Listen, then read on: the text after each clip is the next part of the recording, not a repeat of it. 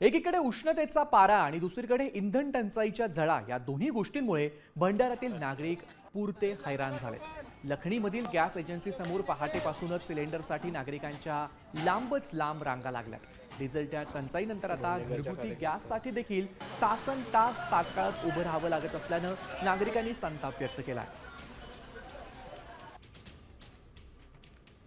दरम्यान काँग्रेस नेते नाना पटोले यांनी यावर काय प्रतिक्रिया दिली आहे पाहूयात। का हा कधी आमचा दोष तर नव्हता. त्याच्याशी हातमिळवणी केली आणि त्याचे परिणाम भारतातली आता प्रत्येक जनता भोगते आहे.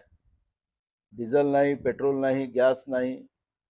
लोकांच्या लाईनीच्या लाईनी पेट्रोल पंपावर आपण पाहतोय.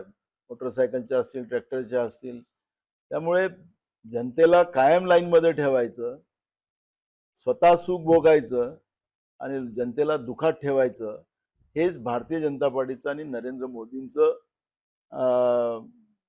त्यांचं त्या पद्धतीची पद्धत राहिलेली आहे।